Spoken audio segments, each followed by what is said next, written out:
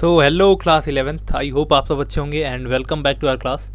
आज की क्लास में हम आपका जो चैप्टर नंबर 2 स्टार्ट किया था हमने कल, उसका पार्ट 2 हम करने जा रहे हैं। एंड चलिए सबसे पहले जल्दी से रिकैप कर लेते हैं कि हमने अभी तक क्या सीखा इस चैप्टर में। सबसे पहले हमने बात की थी कि फंडामेंटल राइट्स इस चैप्टर में हमें पढ़ने हैं, ठीक है, एंड डीपीएसपी पढ़नी है, ठीक है। ये दो चीज़ें हमने पढ़नी है, ठीक है। फंडामेंटल राइट्स क्या होते हैं, ये क्या होते हैं, ये रिस्ट्रिक्शंस लगाते हैं गवर्नमेंट की पावर पे कि आप कुछ भी ऐसा नहीं कर सकते। मतलब आपके पास पावर है सब कुछ डिसीजन लेने का सोसाइटी में, बट आप कुछ भी नहीं कर सकते। ये फंडामेंटल राइट्स आर फंडामेंटल्स, ठीक है, फंडामेंटल्स होते हैं ये। एंड इनको गवर्नमेंट भी वायलेट नहीं कर सकती, ठीक है, गवर्नमेंट भी violet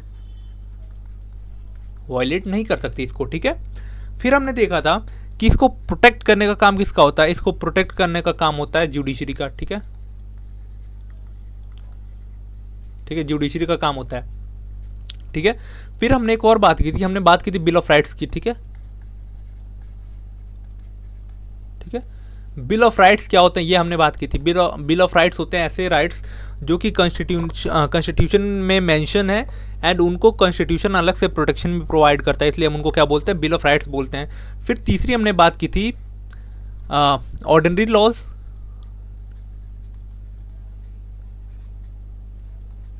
law versus fundamental rights की, ठीक है। दोनों डिफरेंस क्या है, ऑर्डिनरी लॉ कैसे हैं, ऑर्डिनरी राइट्स जो आपके हैं वो कैसे चेंज हो सकते हैं उनमें, और फंडामेंटल राइट्स में डिफरेंस क्या है, ठीक है। हमने दो एग्जांपल भी देखे थे जिससे हमें फंडामेंटल राइट्स यानी जो हमारे राइट्स हैं, ठीक है, राइट्स हैं उसकी वैल्यू में पता चली थी, आई होप, ठीक है, आई होप आप रिमेंबर होगा, आपको रिकॉल कर पा रहे हो आप, ठीक है, ठीक है। तो आज के इस लेक्चर में हमने रिवीजन ऑलरेडी हमने देख लिया, थोड़ा बहुत आइडिया लगा लिया। अब हम राइट टू इक्वेलिटी देखेंगे, ठीक है, right to freedom and all others right जो कि आपके कॉन्स्टिट्यूशन में मेंशन है, ये सारी बातें हम करेंगे, ठीक है। तो देख लो, ये रहा आपका right to equality, right to freedom, right against exploitation, right to freedom of religion, cultural and educational rights, rights to constitutional remedies, ठीक है। ये बातें आज हम यहाँ पे करने वाले हैं, ठीक है। तो चलो सबसे पहले आपके बुक में ये चार्ट दिया हुआ है। चार्ट यहाँ पे क्लियर नहीं है क्योंकि ये मैंने वहीं से निकाला है एनसीईआरटी से, तो आप अपना बुक खोल के बैठ जाओ।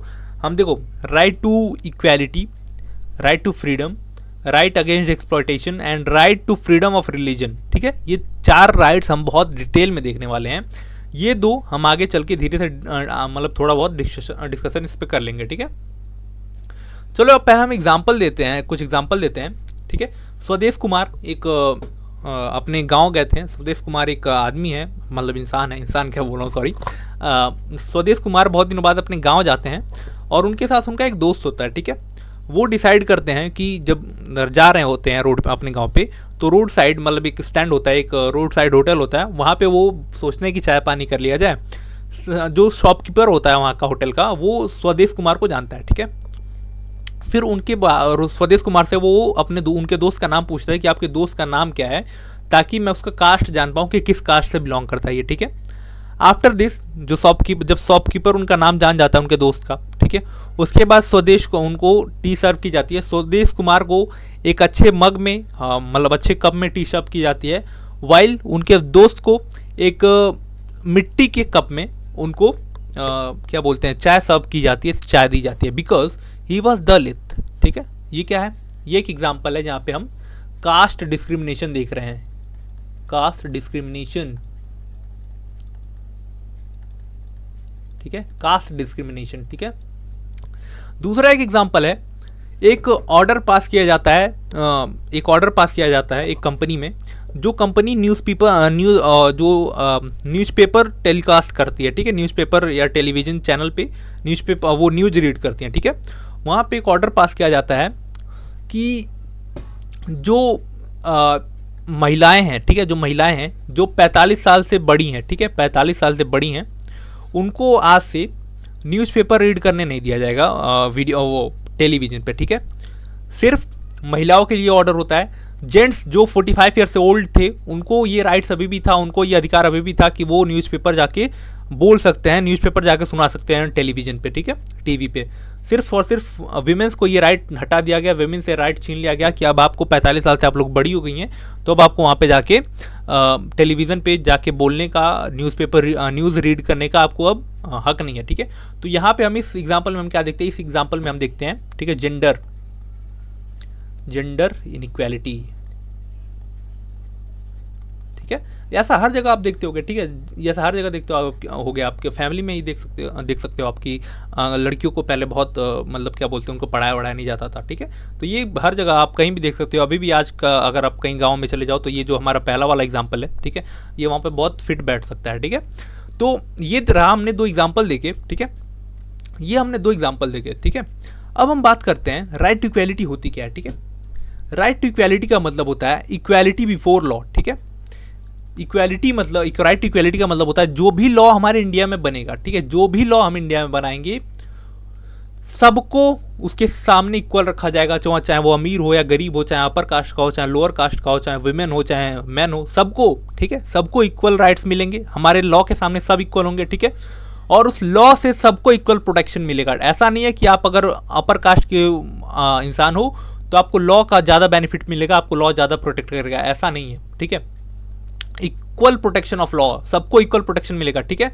Prohibition on the discrimination on the ground of religion, race, caste, sex और प्लेस ऑफ बर्थ, ठीक है। आपको इस बेसिस पे कहीं भी डिस्क्रिमिनेट नहीं किया जा सकता कि आप किस रिलीजन से बिलोंग करते हो, आप किस कास्ट से बिलोंग करते हो, आप मेल हो या फीमेल हो, ठीक है। आपको पूरे इंडिया में, आप दलित हो चाहे कोई भी कास्ट हो, आपको किसी भी शॉप का, किसी भी होटल का, वेल्स का, टैंक्स का, बाथिंग घाट्स का, सबको इक्वल एक्सेस मिलेगा, ठीक है। Equality of opportunity in public employment, ठीक है, equality of opportunity in public employment, ठीक है, ये इंपॉर्टेंट है, ये हम आगे चल के देखेंगे, ठीक है। अबॉलिशन ऑफ अनटचेबिलिटी, इसी में, ठीक है, राइट्स टू इक्वालिटी में जो हमने अभी अनटचेबिलिटी देखी कि आप दलित हैं, आपको अच्छे मग में चाय पीने का अधिकार नहीं है, या फिर आपको जो वेल्स होते हैं, कुएँ होते हैं, उसमें उससे पानी निकालने का अधिकार नहीं है, मंदिर में जाने का अधिकार नहीं है। तो राइट टू इक्वालिटी में हम इसको भी अबॉलिश कर देते हैं, ठीक है। अनटचेबिलिटी को भी हमने हटा दिया है यहाँ से, ठीक है, कि हमारे देश में अनटचेबिलिटी नहीं होगी। अबॉलिशन ऑफ टाइटल्स, ठीक है, जैसे आप फॉर एग्जांपल मैं बताऊँ, आज भी आप अगर आर्मी ज्वाइन करते हो तो उसमें रैंक्स होती हैं, टाइटल दिए जाते हैं आपको, मार्शल या फिर कर्नल, मेजर, ब्रिगेडियर, ये सब टाइटल होते हैं। बट पहले क्या होता था, पहले के जो ब्रिटिशर्स होते थे या फिर राजा लोग होते थे, वो अपने साथ नाम के साथ एक टाइटल जोड़ लिया करते थे, जैसे राजाधिराज, महाराजाधिराज, ठीक है, चक्रवर्ती, ऐसे टाइटल अपने साथ जोड़ा करते थे। इससे क्या होता था, इससे सोसाइटी में ये लगता था कि ये लोग सुपीरियर हैं, ठीक है। तो इक्वालिटी ले आने के लिए हमने ये सारे जो टाइटल्स थे इसको अबॉलिश कर दिया, ठीक है। अब देखो, अब हम बात करते हैं, यहाँ पे एक एग्जांपल लेते हैं, ठीक है। हमने बात की इक्वालिटी की, ठीक है, राइट टू इक्वालिटी, ठीक है, राइट टू इक्वालिटी, ठीक है, हमने बात की। हमने क्या बोला, हमने बोला कि सबको सोसाइटी में इक्वल राइट्स होंगे, ठीक है, सबको सोसाइटी में इक्वल राइट्स होंगे, सबको सोसाइटी में लॉ के सामने इक्वल रखा जाएगा। लेकिन क्या हमारी सोसाइटी में इक्वालिटी है? नहीं, ठीक है, हमारी सोसाइटी में इक्वालिटी नहीं है, ठीक है, इनइक्वालिटी इन सोसाइटी, ठीक है, हमारी सोसाइटी में इनइक्वालिटी है, ठीक है। अब क्या होगा, इसकी वजह से क्या होगा, ठीक है, इसकी वजह से क्या होगा, कुछ कास्ट, ठीक है, या फिर some section of society feel suppressed, ठीक है। अब शुरू से आप समझ सकते हो, मतलब अभी हमारा कॉन्स्टिट्यूशन 70-75 साल पहले बना, इसके पहले कितने 100 सालों से जो कुछ सेक्शन सोसाइटी के हैं वो अपने आप को सप्रेस्ड फील करते हैं हमारी सोसाइटी में, उनको कुछ बोलने का अधिकार नहीं है, कहीं घूमने का अधिकार नहीं है, उनको ऐसा ट्रीट ही नहीं किया जाता कि वो इंसान है, ठीक है। तो इसकी वजह से क्या हुआ, इसकी वजह से क्या होता है, उनके दिमाग में ये बैठ जाता है, उनके खून में ये बैठ जाता है कि हम लोग लोअर कास्ट के हैं, हमारा जो काम है वही हम करेंगे, जैसे हम गटर साफ करेंगे, उनको ये उनके दिमाग में ये नहीं ख्याल आता। जैसे विमेन अगर मैं बात करूँ तो विमेन का सिर्फ कई सालों तक यही मतलब था, उनके दिमाग में ये बात बैठ गई थी कि हमें सिर्फ घर का काम करना है, ये करना है, वो करना है। बट अब धीरे धीरे ये सही सारी बातें सही हो रही हैं, ठीक है। तो इसका फ़र्क जो है इनइक्वालिटी इन सोसाइटीज़ का फ़र्क पड़ता है। कहाँ फ़र्क पड़ता है?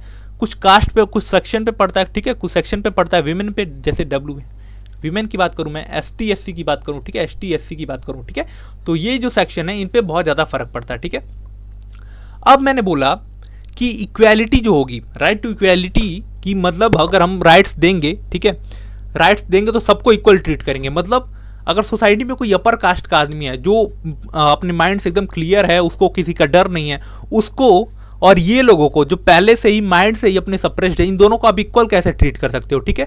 यहीं पे बात आती है, ठीक है, राइट टू अपॉर्चुनिटी, ठीक है, right of equal opportunity, equal opportunity, right of, ठीक है।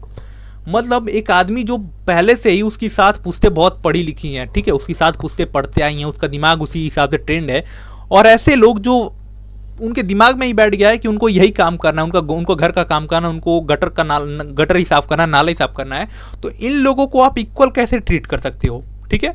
जब सोसाइटी में पहले से ही इनइक्वालिटी है, फिर आप उस टाइम पे आके बोलो कि सब लोग इक्वल हैं, तो इक्वल नहीं हो जाएंगे ना भाई, इन लोगों को कुछ स्पेशल ट्रीटमेंट देनी पड़ेगी, ठीक है। इसीलिए क्या बोलते हैं, इन्हीं लोगों को स्पेशल ट्रीटमेंट देने के लिए हमारे कॉन्स्टिट्यूशन ने रिजर्वेशन लाया, ठीक है, रिजर्वेशन लाया इन्हीं लोगों को, ताकि इन लोगों को ज़्यादा बेनिफिट मिले। इन लोगों को थोड़ा सा, इन लोगों को अगर इन लोगों की जैसे जैसे कंडीशन सुधरेगी, इन लोगों का जो ब्रेन है वो उसी हिसाब से ट्रेंड होता जाएगा, ठीक है।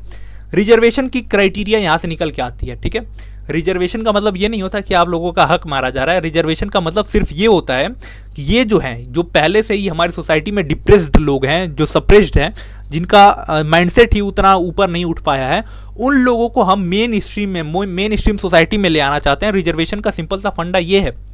तो अब कुछ लोग ये आप बोलोगे कि ये जो रिजर्वेशन क्राइटेरिया है ये राइट टू इक्वालिटी के तो अगेंस्ट जाता है। आप पहले तो ये बोलते हो कि जो इक्वालिटी है वो सबके लिए होगी, ठीक है, राइट टू इक्वालिटी सबके लिए, सबको इक्वल ट्रीट किया जाएगा।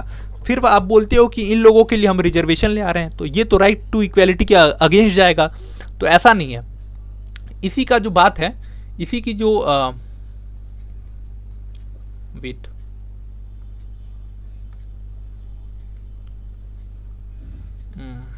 ठीक है, वेट, तो राइट टू इक्वालिटी का मतलब, राइट टू इक्वल अपॉर्चुनिटी का मतलब क्या होता है? Means that all the section of society enjoy equal opportunity, ठीक है। और कोई भी गवर्नमेंट अपॉर्चुनिटीज आएंगी, ठीक है, पब्लिक अपॉर्चुनिटीज आएंगी, तो उसमें सबको इक्वल ट्रीट किया जाएगा, ठीक है। बट ऐसी सोसाइटी में जहाँ पे पहले से ही इनइक्वालिटी एग्जिस्ट करती है, वहाँ पे आप सबको इक्वल ट्रीट कैसे कर सकते हो, ठीक है। इसीलिए कॉन्स्टिट्यूशन हमारा क्लियरिफाई करता है, constitution clarify that the government can implement social schemes and measures to improving the condition of certain section of society, जैसे चिल्ड्रंस के लिए, विमेंस के लिए, और जो socially and educationally backward class हैं जैसे ST SC क्लास, इन लोगों के लिए गवर्नमेंट कोई ना कोई ऐसी स्कीम लेके आए, ऐसे मेजर्स अडॉप्ट करे, जिससे इन लोगों की जो कंडीशन है हमारी सोसाइटी में वो इम्प्रूव हो, ठीक है। इसी को हम क्या बोलते हैं? इसी को हम बोलते हैं रिजर्वेशन, ठीक है, इसी को हम रिजर्वेशन बोलते हैं। और रिजर्वेशन इनइक्वालिटी के अगेंस्ट है, अगेंस्ट नहीं जाता है, इसका भी हमारा कॉन्स्टिट्यूशन जवाब देता है। आर्टिकल 16 क्लॉज 4, ठीक है, आर्टिकल 16 क्लॉज 4 हमारे कॉन्स्टिट्यूशन का बोलता है कि ऐसी पॉलिसी जो रिजर्वेशन, ऐसी पॉलिसी लाइक रिजर्वेशन जो किसी ऐसी मतलब किसी ऐसी सोसाइटी का ऐसा सेक्शन जो पहले से ही सप्रेस्ड है, उसको उठाने के लिए, उसको मेन स्ट्रीम में ले आने के लिए कोई गवर्नमेंट अगर ऐसी स्कीम ले आती है, तो उसको नहीं कंसीडर किया जाएगा ऐसा violation of right to equality, ठीक है, समझ आई बात। इसीलिए रिजर्वेशन को कोई गवर्नमेंट हटाना नहीं चाहती, ठीक है। रिजर्वेशन इनिशियली 10 साल के लिए आया था, ठीक है, 10 साल के बाद उसको फिर रिव्यू किया जाएगा, उसके बाद फिर रिजर्वेशन देना है या नहीं ये डिसाइड होगा। तो रिजर्वेशन सिर्फ और सिर्फ जो पहले से ही सप्रेस्ड क्लास है उसको उठाने के लिए होता है, ठीक है, उसको मेन स्ट्रीम में ले आने के लिए होता है, ठीक है। और तो ये सारी बातें तो मैंने पहले ही बता दी थी, ठीक है, कि और हाँ एक इंपॉर्टेंट बात, ठीक है, ये जो राइट टू इक्वालिटी, वेट, ये जो अनटचेबिलिटी है ना, जो अनटचेबिलिटी थी यहाँ पे, ठीक है, ये जो अनटचेबिलिटी थी यहाँ पे,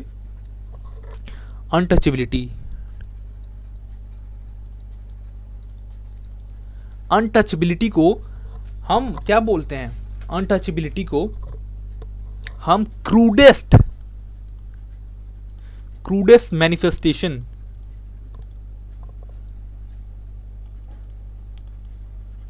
क्रूडेस्ट मैनिफेस्टेशन ऑफ इनइक्वालिटी, ठीक है। इनइक्वालिटी का सबसे घटिया उदाहरण कौन सा है? इनइक्वालिटी का सबसे घटिया उदाहरण हमारी सोसाइटी में कौन सा है? अनटचेबिलिटी का है, ठीक है।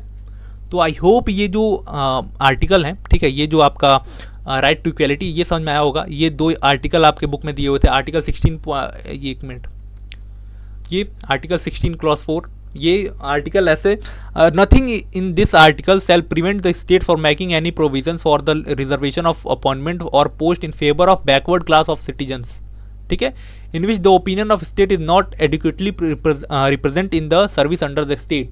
यही बोलता है कि जो जैसे ऐसे स्कीम्स जो कि किसी क्लास को या फिर कोई ऐसे सेक्शन को सोसाइटी के अपलिपमेंट उसको कर रहा है, मतलब उसको मेन स्ट्रीम में ले आ रहा है, तो ऐसे जो स्कीम होते हैं उनको हम राइट टू इक्वालिटी के अगेंस्ट नहीं कंसीडर करेंगे, ठीक है। उसके बाद आर्टिकल 21 है protection of life and personal liberty, ठीक है, protection of right and personal liberty, इसका नाम है no person shall be deprived of his और her personal liberty expecting according to procedure establish by law, ठीक है। ये तो फंड इसका है, ठीक है, इसका क्या बोलते हैं, राइट टू फ्रीडम का है। अब हम राइट टू फ्रीडम पे आ गए हैं, ठीक है। राइट टू फ्रीडम में हम बात करते हैं, ठीक है, एक मिनट। राइट टू फ्रीडम में हम क्या क्या बात करेंगे, हम यहीं पे नोट कर लेते हैं, ठीक है। राइट टू फ्रीडम, ठीक है। इसमें हम क्या क्या बात करने वाले, पहले हम ये देख लेते हैं, ठीक है। राइट टू फ्रीडम में हम सबसे पहले right to life and personal liberty की बात करने वाले हैं। दूसरा प्रिवेंटिव डिटेंशन, ठीक है, ठीक है,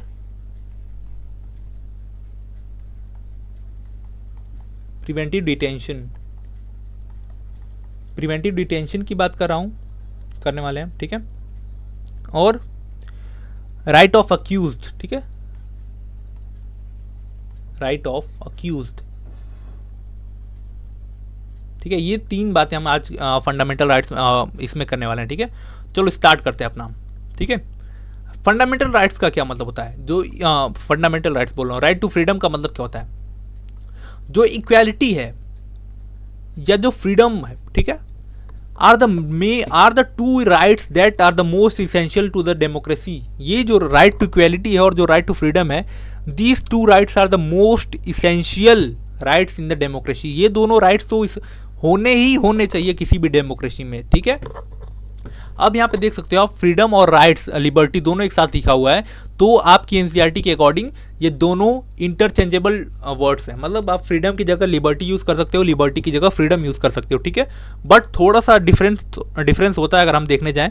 आपको ये जब आप पॉलिटिकल थ्योरी वाली बुक पढ़ोगे तब वहाँ पे थोड़ा समझ में आएगा, ठीक है। बट आप इसको इंटरचेंज करके यूज कर सकते हो, ठीक है, कोई दिक्कत वाली बात नहीं है। लिबर्टी की अगर मैं बात करूँ तो लिबर्टी का मतलब होता है freedom of thought, expression and action. मतलब लिबर्टी का मतलब है आप जो सोचना चाहो आप सोच सकते हो, आपको जैसा भी एक्सप्रेशन देना हो आप दे सकते हो, आपको कोई भी एक्शन लेना हो आप एक्शन ले सकते हो, ठीक है। इसी में आर्टिकल 21 आता है, ठीक है। इसी में आर्टिकल 21 आता है जिसका नाम, आर्टिकल 21 क्या है? Right to life and personal liberty, ठीक है, राइट टू लाइफ, ठीक है। राइट टू लाइफ पहले हम समझते हैं।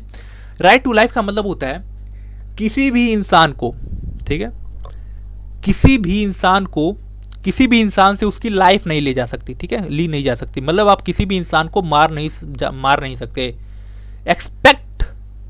Expect by the procedure as laid down under the law. मतलब आप किसी भी इंसान से उसकी लाइफ नहीं ले सकते, ठीक है, पहली बात ये। अगर उसने बहुत बड़ी गलती की है, मतलब बहुत बड़ी गलती की है इन द सेंस बहुत हम वो किसी टेररिज्म में उसकी इन्वॉल्वमेंट मिल जाती है, तो उसके लिए हमारे में लॉ है कि हम उसकी लाइफ ले सकते हैं, ठीक है। तो आप ऐसे किसी का लाइफ नहीं ले सकते। अगर उसने गलती की है तो जो लॉ में प्रोसीजर है, उस प्रोसीजर को फॉलो करके आप उसका जो लाइफ है वो ले सकते हो, ठीक है। दूसरा, similarly no one can be denied his और हर पर्सनल लिबर्टी, ठीक है। मतलब किसी से उसकी लिबर्टी नहीं छीनी जा सकती। लिबर्टी इन द सेंस, अभी हमने बात की, लिबर्टी का मतलब होता है आप क्या एक्शन लेना चाहते हो, आप फ्रीडम क्या है, आपको फ्रीडम एक्शन लेने की, आपको थॉट सोचने की, ठीक है। This means no one can be arrested without being told the ground for such an arrest. इसका मतलब ये हो सकता है, इसका मतलब ये होता है कि किसी भी इंसान को हम बिना बताए अरेस्ट नहीं कर सकते कि उसको हम क्यों अरेस्ट कर रहे हैं, ठीक है। इफ अगर हम अरेस्ट कर लेते हैं तो उस पर्सन को राइट है कि वो डिफेंड कर सके खुद को, उसको लॉयर दिया जाए, ठीक है, वो अपने पसंद का लॉयर रख सकता है, ठीक है। और ये भी मैंडेटरी है कि पुलिस को उस आदमी को 24 घंटे के अंदर मजिस्ट्रेट के सामने पेश करना पड़ेगा, ठीक है। अब मजिस्ट्रेट कौन है? मजिस्ट्रेट पुलिस का पार्ट नहीं होते, मजिस्ट्रेट पार्ट होते हैं जुडिशरी का पार्ट होते हैं। इनके सामने इसको पेश करना पड़ता है, ठीक है। उसके बाद ये डिसाइड करते हैं इनको रखना है कस्टडी में आने, ठीक है। ये भी डिसाइड करते हैं कि जिस आदमी को अरेस्ट किया गया है वो जस्टिफाइड है या नहीं, ठीक है। अब हमने अभी यहीं पे बात की, किसी भी आदमी को बिना बताए अरेस्ट नहीं किया जा सकता, उसको डिटेन नहीं किया जा सकता under right to life and personal liberty, ठीक है। इसके अंडर में किसी भी आदमी को बिना बताए अरेस्ट नहीं किया जा सकता। पहले वो मुझे बताना पड़ेगा कि आपको क्यों अरेस्ट किया जा रहा है, उसके बाद ही मैं आपको अरेस्ट कर पाऊंगा, ठीक है।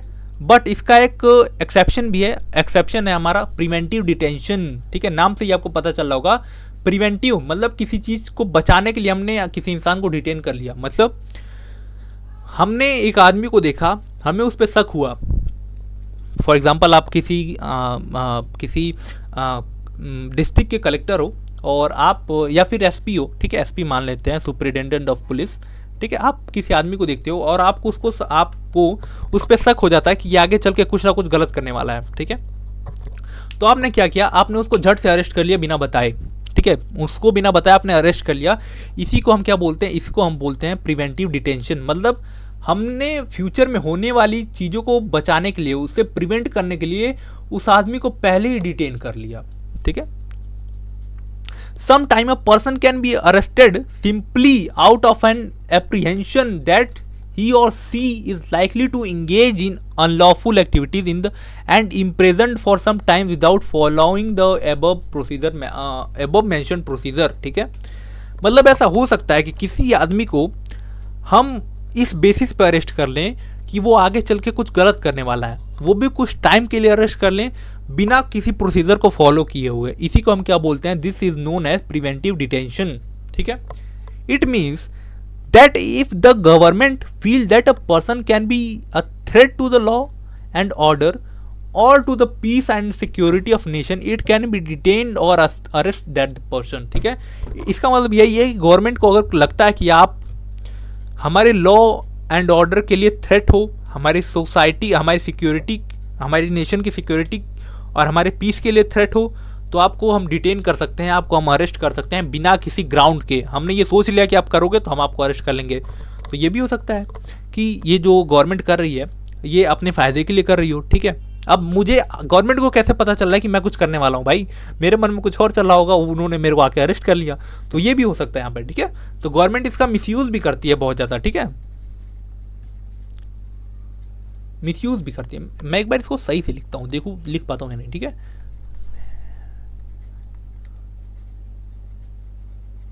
ठीक है, मिसयूज़ करती है इसका, ठीक है।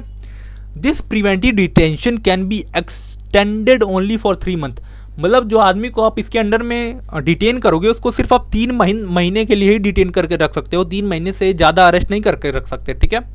उसके बाद अगर 3 महीने के बाद भी आपको उसको अरेस्ट करके रखना है तो आपको एक एडवाइजरी कमेटी या फिर एडवाइजरी बोर्ड के सामने उसको रिव्यू के लिए रखना पड़ेगा कि सर मेरे पास ये प्रूफ है एंड आप हमें ऑर्डर दीजिए कि इसको हम और ज़्यादा दिन के लिए डिटेन कर सकते हैं। ठीक है, अब आपके जो बुक है वहाँ पे ये आर्टिकल नंबर 22 है। ठीक है, आर्टिकल नंबर 22 है और आर्टिकल नंबर 21 है।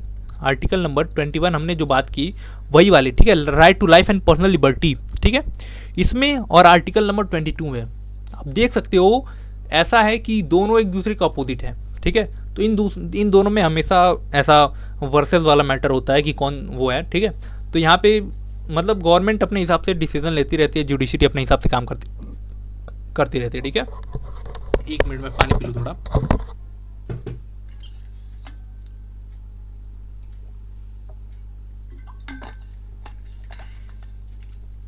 ठीक है, अदर फ्रीडम। ठीक है, अदर फ्रीडम मैं बात करूं अगर,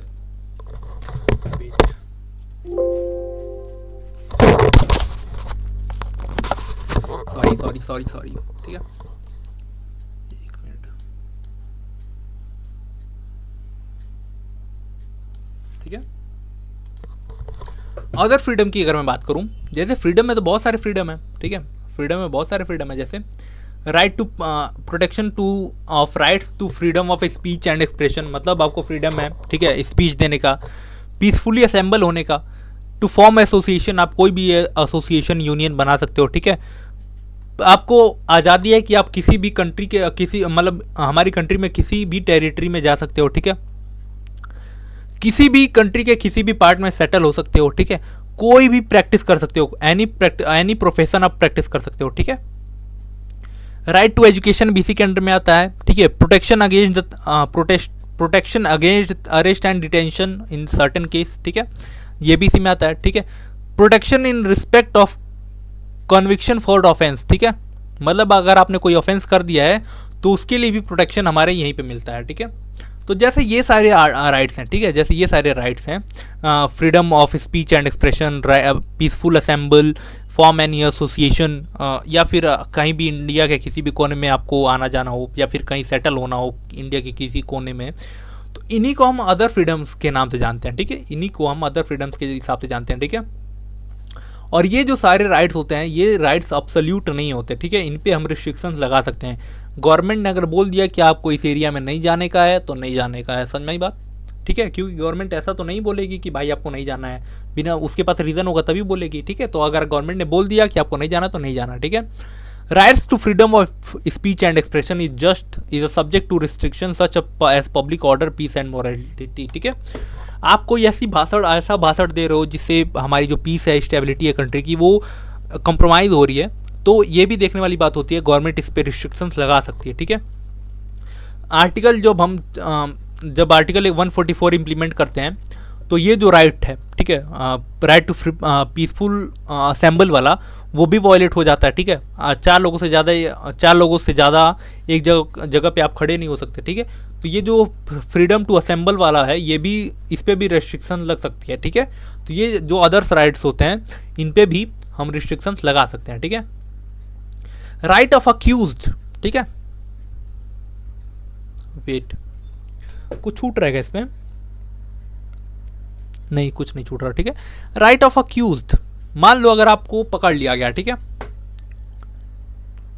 wait, pen, when we often tend to believe that anyone who is charged with some offence is guilty. हमें ये बिलीव है कि अगर किसी को पुलिस पकड़ के ले जा रही है तो वो गिल्टी है, उसको अरेस्ट कर लिया गया है। ठीक है, अगर पुलिस पकड़ के ले जा रही है तो उसका मतलब वो नहीं है कि वो गिल्टी है। ठीक है, वो दोषी है। दोषी हम तब तक नहीं बोलेंगे जब तक कोर्ट ना बोल दे कि वो दोषी है। ठीक है, it is also necessary that a person accused of any crime should get adequate opportunity to defend herself or himself. मतलब अगर हमें ये भी इंश्योर करना चाहिए, ये भी जरूरी है कि जो पर्सन को आप अरेस्ट करके ले जा रहे हो उसके पास पूरे राइट्स हो कि वो खुद को डिफेंड कर पाए, वो खुद की जो आवाज़ है, खुद का जो क्या बोलना चाहता है, उसकी जो साइड है वो भी लोग जान पाए, वो भी कोर्ट जान पाए। ठीक है, तो इसके लिए हमें उसे कोर्ट उसके लिए हमें क्या देना पड़ेगा, उसको लॉयर देना पड़ेगा। ठीक है, उसके लिए हमें फेयर ट्रायल्स कंडक्ट करने पड़ेंगे कोर्ट में। ठीक है, कॉन्स्टिट्यूशन हमारे जो अक्यूज्ड भाई साहब हैं जिन्होंने कोई गुनाह नहीं किया है बट उनको अरेस्ट कर लिया गया है, अभी वो सिर्फ अक्यूज्ड हैं, ठीक है, उनको अभी गिल्टी प्रूव नहीं किए हुए हैं, तो उनको 3 राइट्स देती है। पहला, no person would be punished for the same offence more than once. मतलब ऐसा नहीं होगा कि आपने एक गलती की तो उसी गलती के लिए आपको 3-4 बार सज़ा मिलेगी। आपने एक गलती की, उसकी आपको सज़ा मिल गई, बस वहाँ पे ख़त्म हो मैटर, ठीक है। No law shall declared any action as illegal for backdate. मतलब मैंने आज कोई गलत काम कर लिया, ठीक है, मैंने आज कोई क्राइम कर दिया, ठीक है, उसके बाद कल गवर्नमेंट उठती है एंड एक लॉ बना देती है। मान लो मैंने चोरी की, ठीक है, मैंने आज चोरी कर ली, अब कल गवर्नमेंट उठती है बहुत तेज़ी से झन्नाटे में कि भाई चोरी कर ली है इसने। अब कल गवर्नमेंट कोई लॉ बना देती है कि जो चोरी करेगा उसको फांसी मिलेगी, ठीक है।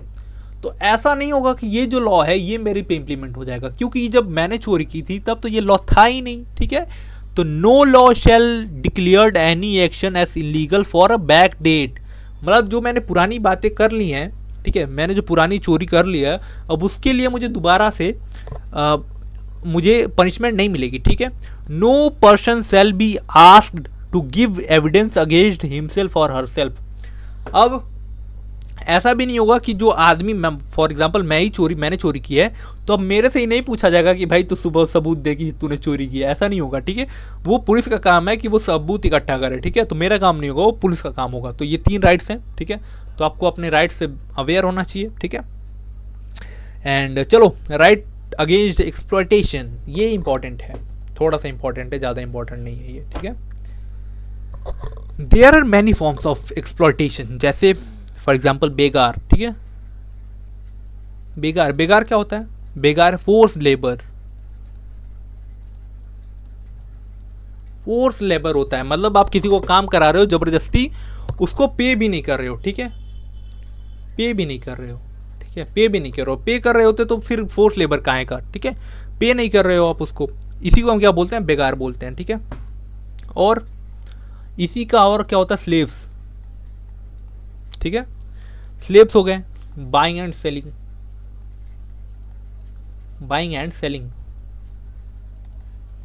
ठीक है। इसी में अगर मैं बात करूं ह्यूमन ट्रैफिकिंग की, ह्यूमन ट्रैफिकिंग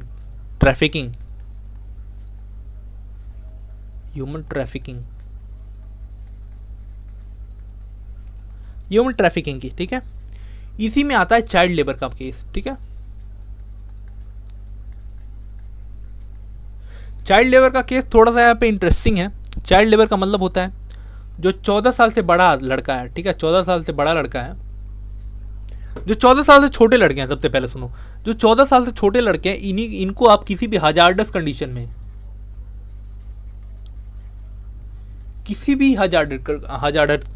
जैसे नाले की सफाई कराना, कोल माइंस में, या फिर ऐसी जगह जहाँ पे उसकी जान जा सकती है, उसकी आंखों की रोशनी जा सकती है, ऐसी जगह पे उसको काम कराना मना है, ठीक है, किसी भी हजार्डस कंडीशन में, ठीक है। और अगर वो 14 साल से बड़ा है, ठीक है, अगर 14 साल से वो बड़ा है, ठीक है, और ये छोटा, अगर वो 14 साल से बड़ा है या फिर 14 से बड़ा है या 14 से छोटा है, उसको आप किसी भी शॉप पे, ठीक है, शॉप पे या फिर ऐसी काम में जहाँ पे ज़्यादा कोई मेहनत का काम नहीं, आराम से पंखे में बैठ के काम करना है, वो आप करा सकते हो, ठीक है। बट उसको हजार्डस कंडीशन में उसको काम नहीं कराना, ठीक है, चाइल्ड लेबर यहाँ पे, ठीक है। तो ये सारे जो आते हैं, ये आते हैं राइट अगेंस्ट एक्सप्लॉयटेशन, ठीक है। ये मैंने एग्जांपल इसमें दिया था, ठीक है, 1982 में जो एशियन गेम्स हुए थे, ठीक है, वो वहाँ पे कौन सा कंडीशन था? वहाँ पे ये बेगार वाला कंडीशन था, जहाँ पे उनसे काम कराया जा रहा था, लेकिन उनको जो मिनिमम वेज था वो नहीं दिया जा रहा था, ठीक है। तो राइट अगेंस्ट एक्सप्लॉयटेशन ये बातें करता है कि ये जो सारी चीज़ें हैं ये बंद होनी चाहिए, ठीक है। और इन पे क्या है, ठीक है, वेट, और ये जो राइट अगेंस्ट एक्सप्लॉयटेशन है, ये सिर्फ और सिर्फ कॉन्स्टिट्यूशन ही नहीं देखता है कि ये एक्सप्लॉइट हो रहे हैं या नहीं। इनमें बहुत सारे मतलब क्या बोलते हैं, बहुत सारे ऐसे इंस्टीट्यूशन हैं, जैसे NHRC है, नेशनल ह्यूमन राइट कमीशन, ठीक है, और है peoples union for civil liberty, ठीक है, और peoples union for democratic rights, ऐसे जो हैं बहुत सारे हैं, ठीक है। जैसे नेशनल ह्यूमन राइट कमीशन कब इस्टेब्लिश किया गया था? 1993 में इस्टेब्लिश किया गया था, ठीक है। और इसका जो कॉम्पोजिशन है वो क्या होता है? कंपोज एक फॉर्मर चीफ जस्टिस होते हैं of supreme court, a former judge of Supreme Court, a former Chief Justice of High Court, and 2 other members who have knowledge and practical experience in the matter of relating of to human rights। ठीक है, ऐसे इसका composition होता है। ठीक है, ये composition ये करते क्या है, ये सिर्फ और सिर्फ देखती रहती हैं, लोगों पे नज़र रखती है कि किसके ह्यूमन राइट वायलेट हो रहे हैं। ठीक है, तो आपने देखा होगा कि जो पुलिस वाले जब मारते हैं तो वो ऐसा नहीं मारते हैं कि किसी को चोट दिखे। ठीक है, वो अंदर अंदर मारते हैं, अंदर मारेंगे तो अंदर से चोट लगेगी, लेकिन बाहर ऐसा लगेगा कि कहीं चोट ही नहीं लगी है। इसलिए मारते हैं कि अगर आपको चोट दिख गई, ठीक है, अगर ह्यूमन राइट वालों को चोट दिख गई आपके बॉडी पे, तो पुलिस वालों को सस्पेंड होना निश्चित है। ठीक है, उनके पास इतनी पावर है, अगर उन्होंने देख लिया कि आपके जो फंडामेंटल राइट्स हैं, ठीक है, वो वायलेट हो रहे हैं, आपको चोट लगी है, ऐसा कहीं भी नहीं लिखा हुआ है कि पुलिस वाले अगर किसी को अरेस्ट करेंगे तो उनको मारेंगे। ठीक है, बट अगर मारते हैं वो, और अगर आपकी बॉडी पे कोई निशान मिल जाता है तो फिर पुलिस वालों की हाय तौबा लग जाएगी। ठीक है, ये जो सारी चीज़ें हैं इनको क्या हुआ है, ठीक है, इनको हमारे कॉन्स्टिट्यूशन ने क्राइम डिक्लेयर्ड किया। ठीक है, crime declared by our constitution. Right, चलो आगे देखते हैं हम। Right to freedom of religion. ठीक है, right to freedom of religion. ठीक है, वेट थोड़ा सा पेन चेंज कर लूँ मैं। Right to freedom of religion में बताया जाता है कि आपको कुछ भी सोचने का, ठीक है, आप जो भी सोचना चाहते हो, आप जो भी फेथ फॉलो करना चाहते हो, ठीक है, वो फॉलो कर सकते हो, वो प्रैक्टिस कर सकते हो और उसको प्रोपगेट भी कर सकते हो। ठीक है, आप उसको फैला भी सकते हो। ठीक है, आप अपने जो रिलीजियस मैटर है उसको मैनेज भी कर सकते हो। ठीक है, फ्रीडम टू पे tax for promotion of any particular religion, आप टैक्स भी पे कर सकते हो, मतलब आप पैसा भी दे सकते हो किसी भी रिलीजन के प्रमोशन में। ठीक है, freedom to attend religious instruction और worship in certain educational institution. ठीक है, अगर कोई एजुकेशनल इंस्टीट्यूशन है और वहाँ पे किसी टाइप का जो रिलीजियस वर्कशॉप हो रहा है, ठीक है, रिलीजियस वो हो रही है, ठीक है, रिलीजियस इंस्टीट्यूशन है, ठीक है, ठीक है, तो वहाँ पे आप जा सकते हो। ठीक है, कल्चरल एंड एजुकेशनल राइट्स। ठीक है, मतलब अगर कोई आप माइनॉरिटी हो, ठीक है, माइनॉरिटी हो और अगर आप अपने लैंग्वेज को, अपने कल्चर को प्रमोट करना चाहते हो तो आप कोई भी इंस्टीट्यूशन खोल सकते हो। ठीक है, right of minority to establish educational institution to propagate their language, their culture. ठीक है, तो यहाँ पे ये ख़त्म होता है। अब लास्ट हमारा जो राइट्स है, ठीक है, बीट, ठीक है, जो हमारा लास्ट राइट है वो है राइट्स टू कॉन्स्टिट्यूशनल रेमेडीज। ठीक है, जो राइट्स टू कॉन्स्टिट्यूशनल रेमेडीज है ये है आर्टिकल 32। ठीक है, doctor Bhimrao Ambedkar considered the right to constitutional remedies as a heart and soul of the constitution. ऐसा इन्होंने क्यों बोला, क्योंकि जो हमारा जो ये राइट टू कॉन्स्टिट्यूशनल रेमेडीज है ना, यही हमें अधिकार देता है कि अगर हमारे राइट वायलेट होते हैं तो हम सुप्रीम कोर्ट को या हाई कोर्ट को अप्रोच कर सकते हैं। ठीक है, supreme court and high court can issue order and give directive to the government to for the enforcement of right. अगर आपके पास राइट हैं, आपने राइट वायलेट किया, आपके राइट वायलेट हो गए, तो आप आर्टिकल 32 के तहत सुप्रीम कोर्ट या हाई कोर्ट को कंसीडर करोगे। ठीक है, सुप्रीम कोर्ट या हाई कोर्ट को कंसीडर करोगे, वो गवर्नमेंट को इंस्ट्रक्शंस देगी कि आपके जो राइट्स हैं वो फॉलो, आपके जो राइट्स हैं उनको फिर रिटेन किया जाए। ठीक है, आपके राइट्स आपको वापस किए जाएं। ठीक है, और इसके लिए the court can issue various special order known as writs, और इसके लिए जो कोर्ट है वो बहुत सारे स्पेशल ऑर्डर्स इशू करती है जिनको हम क्या बोलते हैं, रिट्स बोलते हैं। ठीक है, रिट्स 5 तरह की होती हैं, 5 को हम आसानी से देख लेते हैं। ठीक है, सॉरी, 5 राइट्स को हम आसानी से देख लेते हैं। जो पहला राइट्स है, ठीक है, पहला राइट्स कौन सा है, ठीक है, पहला राइट्स है हैबस कॉर्पस। ठीक है, पहला है हैबस कॉर्पस। ये किस कंडीशन में इशू की जाती है, ये किसी की कंडीशन में किया जाता है, present to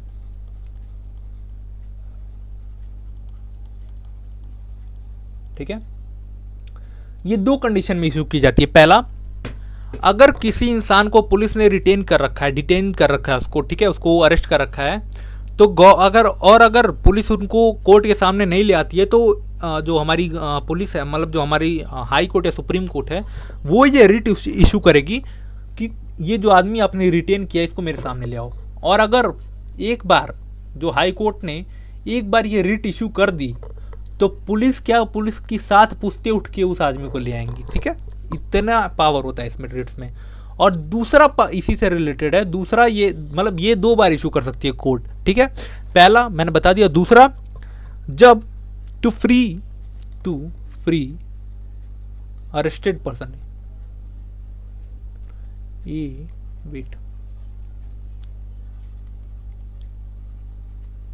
arrested person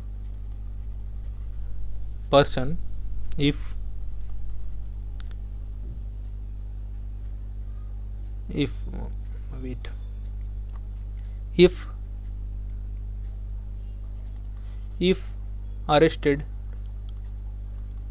arrested on ground of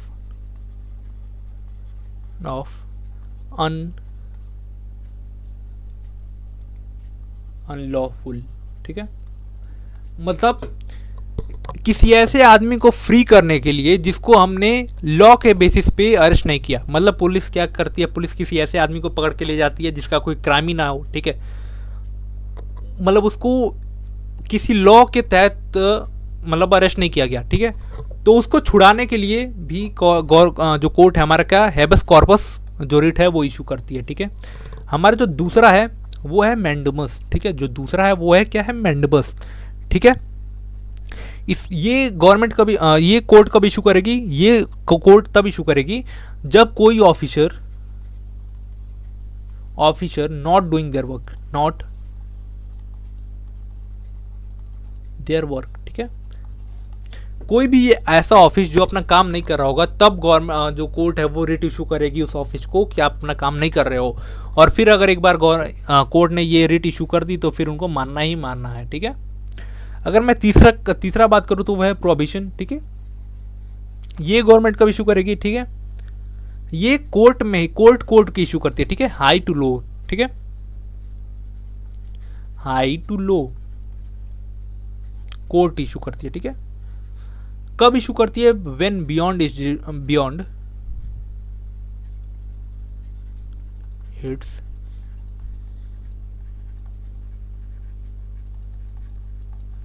जैसे मान लो हर कोर्ट का अपना एक जुरिडिक्शन होता है, मतलब एक एरिया होता है कि आपको इसी एरिया में डिसीजन ले सकते हो, आप इसी एरिया में फैसला सुना सकते हो, ठीक है। अब मान लो कोई डिस्ट्रिक्ट कोर्ट है, वो किसी बहुत बड़े केस में डिसीजन लेने वाली है, तो क्या होगा, हाई कोर्ट, ठीक है, हाई कोर्ट एक प्रोहिबिशन रिट वो करेगा उस डिस्ट्रिक्ट कोर्ट को, ये जो आप डिसीजन लेने जा रहे हो ये आपकी जो आपका जो एरिया है, मतलब आपका जो जुरिडिक्शन है उससे बाहर आता है, ठीक है, तो ये तब इशू की जाती है, ठीक है। अगर मैं चौथा बात करूँ तो चौथा है क्यूओ वारंटो, ठीक है, क्यूओ वारंटो ये कब इशू होगा, ठीक है, ये होगा ऐसे ऑफिसर के लिए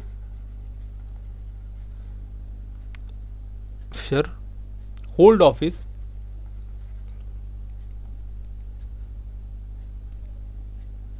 ऑफिस बट नॉट इंटाइटल्ड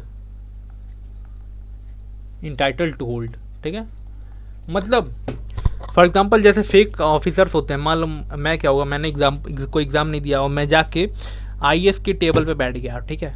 अब 1 महीने 2 महीने 3 महीने मैंने काम किया, ठीक है, किसी को पता नहीं चला, लेकिन मैं उस पोस्ट के लिए एलिजिबल तो नहीं हूँ, ठीक है, पोस्ट के लिए एलिजिबल नहीं हूँ, मैं बस जाके बैठ गया हूँ, तो क्या होगा, जो कोर्ट होगी वो क्यूओ वारंटो जो रिट है वो इशू करेगी मेरे खिलाफ, ठीक है, मेरे खिलाफ वो रिट इशू करेगी कि आप उस ऑफिस में बैठे हो लेकिन आपकी हैसियत ही नहीं है, ठीक है, हैसियत इन द सेंस आपकी कैपेबिलिटी नहीं है, ठीक है, कैपेबिलिटी नहीं है, आपने जो प्रोसीजर है वो फॉलो नहीं किया होगा, ठीक है।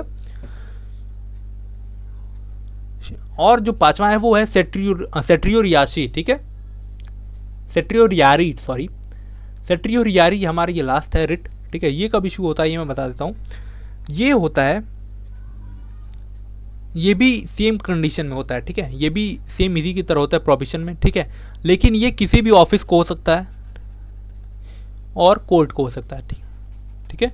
ये सिर्फ और सिर्फ कोर्ट को होता था प्रोविजन, और ये जो सेट्रियोरियारी है ये किसी भी ऑफिस को हो सकता है, किसी भी कोर्ट को हो सकता है, ठीक है। ताकि जो पेंडिंग वर्क है, जो पेंडिंग वर्क है वो आप किसी हायर अथॉरिटी को पास ऑन करो, ठीक है। ये वो होता है, ठीक है। तो आई होप ये जो लेक्चर है, ये मैंने जितने भी राइट्स थे आपको समझा दिए हैं। एंड ये लेक्चर जैसे ही कंप्लीट होगा इसका PDF मेरे टेलीग्राम चैनल पे मैं डाल दूंगा, ठीक है। So please check it out और टेलीग्राम चैनल लिंक डिस्क्रिप्शन में है, ठीक है। तब तक के लिए thank you, stay connected, god bless you all and जय हिंद।